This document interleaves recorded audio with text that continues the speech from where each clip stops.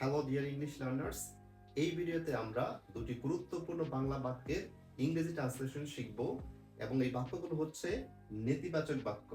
ইংলিশে আরো বেশি কনফিডেন্ট ফিরে পাওয়ার জন্য আমাদের নেতিবাচক বাক্যগুলোকে বেশি বেশি প্র্যাকটিস করতে হবে। তো প্রথম বাক্যটি আছে, যদি তুমি না আসো তাহলে আমি যাব না।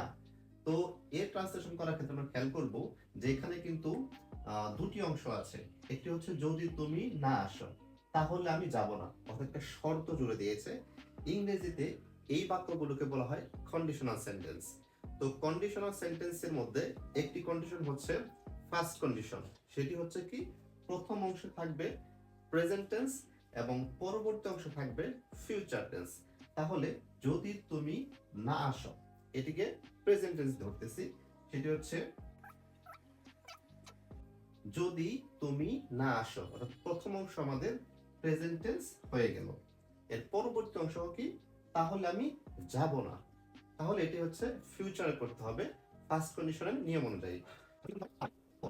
আমি যাব না, কিন্তু এই বাক্যের সাথে সঙ্গতিপূর্ণ রেখে আমরা যদি আরো জোর প্রকাশ করি তাহলে আমরা কি দিতে পারি, ইদার। মানে তখন আমি আরেকটু এমফাসিস করছি বাক্যটিকে, যদি তুমি না আসো তাহলে আমি যাবই না। মানে এটাকে এমফাসিস করার ক্ষেত্রে আমরা ইদার ইউজ করতে পারি। আশা করি বুঝতে পেরেছেন। তো দ্বিতীয় বাক্য হচ্ছে তোমার সাথে না রাগ না করে পারা যায় না। তো এটিও কিন্তু একটা ইমোশনাল টাইপের বাক্য। তো আমরা এই ট্রান্সলেশন করব। তো তোমার সাথে রাগ না করে পারা যায় না, এখানে একটা বিষয়, সেটা হচ্ছে তোমার সাথে, অর্থাৎ উইথ ইউ। আর রাগ করা ইংলিশ আমরা সবাই জানি, সেটি হচ্ছে কি অ্যাংরি। আর পারা যায় না, মানে এই যে নেতিবাচক এক্সপ্রেশন গুলো, পারা যায় না, করা যায় না, মানে এটি ছাড়া থাকা যায় না, এই ধরনের জিনিসে আমাদের অবশ্যই ক্যান নট হেল্প ইউজ করতে হবে।